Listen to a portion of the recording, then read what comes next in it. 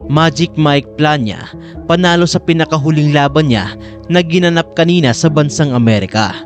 Hindi na pinatagal ng ating kababayang si Mike Plania ang laban dahil sa loob lamang ng 23 seconds ay pinasuko niya agad ang kalaban niyang Nicaraguan. Gamit ang kanyang magkakasunod na left hook ay agad na bumulagta itong kalaban niya at hindi na ito muling nakatayo pa. Nag-improve na ngayon sa 30 na panalo na may kasamang 17 knockouts at may 4 na talo ang kartada nitong si Magic Mike Plania. Habang sa isa pang laban kanina ay nagtapos din sa isang first round knockout ang naging resulta sa laban ng Vergil Ortiz Jr. versus Tomas Dulorme. Isang napakagandang body shot ang binitawan nitong si Ortiz sa tagiliran nitong Puerto Rican na nagpahiga sa kanya sa ibabaw ng lona. Namilipit ito sa sobrang sakit at hindi na rin ito nagawang makatayo pa at natapos ang laban sa pamamagitan ng first round knockout. Nag-improve na ngayon ang perpektong kartada nitong si Vergil Ortiz Jr. na mayroong 21 na panalo with 21 knockouts at wala pang talo.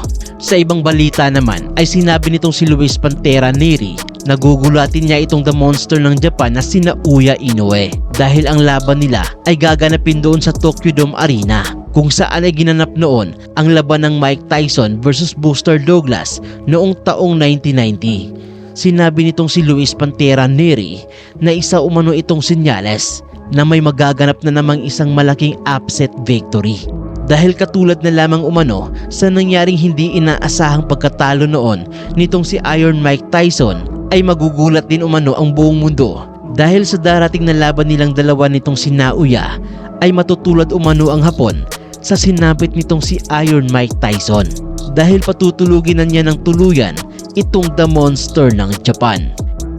Yan ang naging babala nitong si Luis Nery sa naging panayam sa kanya.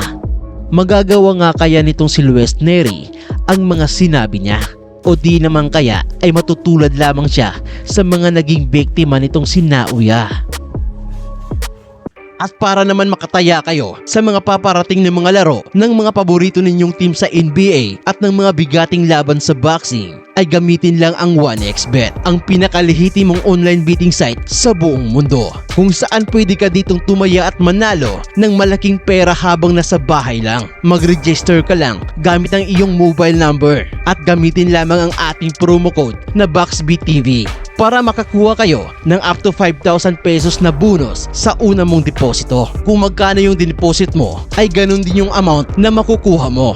Mas madali na rin ang mag-cash in at mag-cash out dito gamit lang ang GCash o Paymaya at iba pa. Kaya naman ano pang inaantay mo? I-click mo na ang link sa comment section para magrehistro.